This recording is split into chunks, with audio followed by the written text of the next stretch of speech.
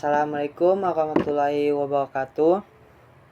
Kami dari kelompok 2 ingin mempresentasikan pengambilan keputusan taktis. Yang terhormat dari dosen Indawati SE MMAK dari matkul akuntansi manajemen. Slide pertama akan dibacakan oleh saya, yaitu pengambilan keputusan taktis. Pengertiannya, keputusan taktis. Keputusan taktis adalah proses memiliki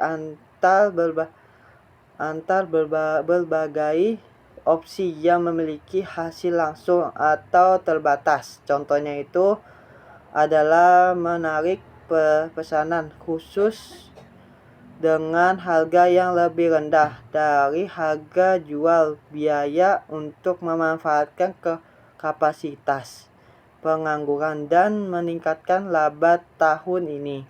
Keputusan ini bersifat jangka pendek, hasilnya cepat terlihat dan tidak mengubah strategi besar perusahaan. Selanjutnya, tujuan pengambilan keputusan taktis. Tujuannya untuk menekan biaya proses produk utama dengan segera. Keputusan taktis hanya bagian kecil dari keseluruhan strategi perusahaan dalam meraih keunggulan. Biaya keputusan taktis berupa tindakan berskala kecil, bermanfaat untuk tujuan jangka panjang. Contohnya itu Hill Hotel, mengurangi biaya kecil yang penting tapi tetap jaga kualitas layanan utama. Selanjutnya, model langkah pengambilan keputusan taktis. Proses pengambilan keputusan taktis dilakukan secara sistematis melalui 6 langkah utama, yaitu yang pertama, identifikasi masalah, yaitu menentukan kondisi atau tantangan yang harus dipecahkan. Yang kedua, menentukan alternatif sosial, yaitu mengumpulkan opsi yang mungkin dilakukan. Yang ketiga, mengungkapkan biaya dan manfaat relevan, yaitu hanya biaya yang berbeda antar alternatif yang dianalisis. Yang keempat, analisis faktor kualitatif, yaitu mempertimbangkan kualitas, risiko, hubungan dengan pelanggan lain. Yang kelima, evaluasi alternatif, yaitu membandingkan dampak tiap alternatif secara logis. Yang keenam, pengambilan keputusan, yaitu memiliki alternatif paling rasional dengan resiko minimal. Contohnya itu Tilwell Products punya 3 pilihan, yaitu bangun, beli, atau sewa gudang. Pilihan terbaik yaitu sewa gudang karena biaya paling murah dan langsung dipakai. Selanjutnya, saya akan menjelaskan tentang biaya relevan dalam keputusan taktis.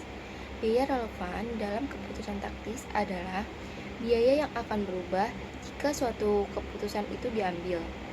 Hanya biaya relevan yang dapat diperhitungkan dalam analisis suatu keputusan. Biaya relevan seperti biaya sewa, biaya bahan baku, biaya tenaga kerja, dan biaya overhead variabel. Biaya relevan dibagi menjadi 3. Yang pertama, biaya yang dapat dihindari. Yang kedua, biaya masa depan yang berbeda antar alternatif. Yang ketiga, opportunity cost. Terus biaya tidak relevan dibagi menjadi 3.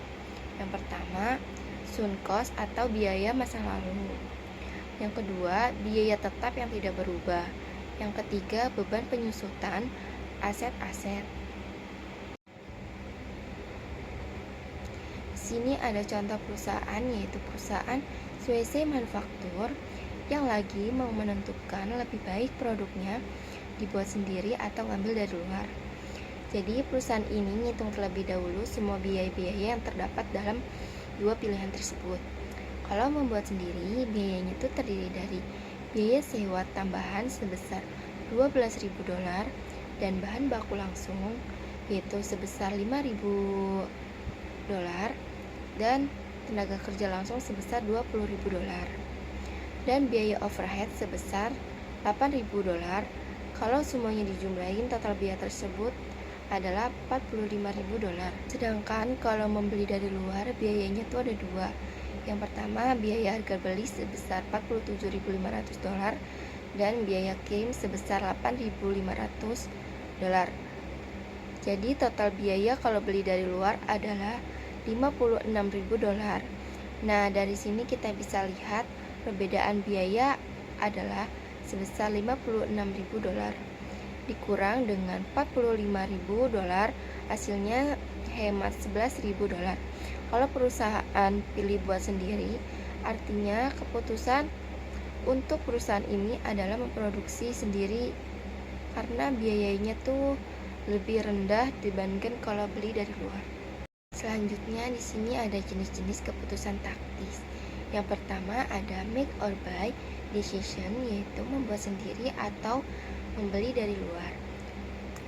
Keputusan ini diambil ketika perusahaan harus menentukan apakah suatu barang atau komponen lebih baik diproduksi sendiri atau membeli dari luar. Tujuannya untuk mencari suatu alternatif yang paling hemat biaya dan yang paling efisien bagi suatu perusahaan dalam jangka pendek nantinya. Biasanya, keputusan ini muncul saat perusahaan ingin menekankan biaya produksi atau memanfaatkan kapasitas mesin dan tenaga kerja yang masih kosong. Jadi, perusahaan perlu membandingkan dua pilihan, apakah membuat sendiri akan lebih hemat atau membeli dari luar lebih menguntungkan. Prinsipnya, perusahaan harus memilih alternatif yang paling efisien tanpa mengganggu kegiatan produksi utamanya. Contohnya di sini kayak slide sebelumnya, yaitu perusahaan Swisse Manufaktur yang sedang mempertimbangkan apakah lebih baik membuat sendiri komponennya yang dibutuhkan atau membeli dari luar. Berdasarkan data tersebut, jika si perusahaan membuat sendiri, total biayanya adalah $45.000. Sedangkan jika membeli dari luar, biayanya itu sebesar $56.000. Artinya, si perusahaan bisa menghemat sebesar $11.000 dengan memproduksi sendiri. Namun, sebelum memutuskan, si manajemen juga harus melihat kesiapan sumber daya seperti tenaga kerja, mesin, agar suatu keputusan ini benar-benar efektif. Kedua, di sini ada keep or drop decision. Jadi, keputusan ini diambil ketika si perusahaan harus menilai apakah suatu produk atau divisi sebaiknya dipertahankan atau diberhentikan karena sudah tidak lagi memberikan suatu keuntungan yang optimal. Tujuannya untuk menghindari kerugian dan memfokuskan sumber daya pada produk yang lebih menguntungkan. Misalnya, pada kasus Northern Material yang memiliki produk genting beton, produk ini masih menghasilkan margin kontribusi sebesar $10.000, tetapi biaya yang harus ditanggung mencapai sebesar $45.000. Jika diberhentikan, perusahaan bisa menghemat sebesar $35.000. Jadi keputusan terbaik adalah menghentikan produk tersebut agar tidak membebani perusahaan. Namun, sebelum menghentikan, perusahaan harus tetap menilai apakah produk itu masih punya potensi jangka panjang atau bisa dikembangkan dengan strategi baru. Yang ketiga ada partial order decision. Keputusan ini diambil ketika si perusahaan menerima pesanan dengan harga lebih rendah dari harga normal. Biasanya hal ini dilakukan untuk memanfaatkan kapasitas produksi yang masih kosong. Tujuannya untuk menambah laba jangka pendek tanpa menambah biaya tetap. Misalnya, sebuah perusahaan menerima pesanan besar dengan harga lebih sedikit dan lebih murah dari biasanya. Kalau harga pesanan tersebut masih bisa menutupi biaya variabel dan tidak mengganggu pesanan pelanggan tetap, maka pesanan ini sebaiknya diterima karena bisa membantu menambah pendapatan. Tapi jika pesanan itu menurun citra perusahaan atau mengganggu kapasitas produk utama, maka lebih baik itu ditolak. Selanjutnya di sini ada sell or process future, yaitu menentukan apakah produk dijual langsung atau diproses untuk mendapatkan nilai tambah. Contohnya, pabrik makanan yang memutuskan memproses susu menjadi keju sebelum dijual karena nilai jualnya itu lebih tinggi. Harga jual langsung sebesar $150 per unit. Harga jual setelah diproses sebesar $450 per unit dan biaya tambahan sebesar $120 per unit. Untuk tambahan keuntungan yaitu 450 dikurang dengan 150 lalu dikurang dengan 120, hasilnya sebesar $180 per unit. Jadi keputusan produk diproses lebih lanjut karena dengan menambah biaya 120 bisa meningkatkan keuntungan sebesar $180 per unit. Lalu ada faktor kualitatif dalam keputusan taktis. Pengambilan keputusan taktis tidak hanya mempertimbangkan biaya, tetapi juga faktor non-finansial yang mempengaruhi keberhasilan perusahaan. Faktor yang perlu dipertimbangkan yang pertama, kualitas produk. Jangan memilih alternatif yang menurunkan mutu. Yang kedua, reputasi dan hubungan pelanggan. Keputusan tidak boleh merusak citra perusahaan. Yang ketiga, keandalan pemasok. Dalam keputusan membeli dari luar, kemampuan pemasok memenuhi kualitas dan waktu harus dinilai. Yang keempat, dampak pada karyawan. Pengambilan keputusan harus memperhatikan moral kerja dan stabilitas SDM. Yang terakhir, risiko operasional. Alternatif yang dipilih harus aman dan mendukung kelancaran produksi.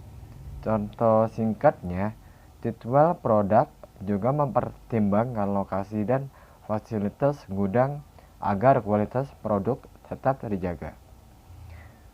Lalu ada etika dalam pengambilan keputusan taktis. Keputusan taktis harus dilakukan secara etis agar tidak menimbulkan dampak negatif bagi perusahaan maupun pihak lain. Prinsip etika yang harus diperhatikan, yang pertama, menghindari keputusan yang hanya mengejar laba jangka pendek. Yang kedua, tidak manipulasi data yang biaya yang untuk kepentingan tertentu. Yang ketiga, menjaga kualitas produk yang diterima konsumen. Yang keempat, tidak mengorbankan kesejahteraan karyawan secara sepihak. Yang kelima, mematuhi hukum dan tanggung jawab sosial perusahaan. Contoh singkatnya, menolak penggunaan bahan baku murah tetapi berbahaya meskipun lebih menguntungkan secara biaya. Kesimpulan dari materi kami, pengambilan keputusan taktis merupakan keputusan jangka pendek yang membantu manajemen dalam memilih alternatif terbaik untuk meningkatkan efisiensi dan keuntungan perusahaan. Dalam pengambilan keputusan, analisis biaya relevan digunakan untuk membandingkan alternatif yang tersedia. Selain itu, faktor kualitatif dan pertimbangan etika tetap penting agar keputusan yang diambil tidak merugikan suatu perusahaan di masa depan.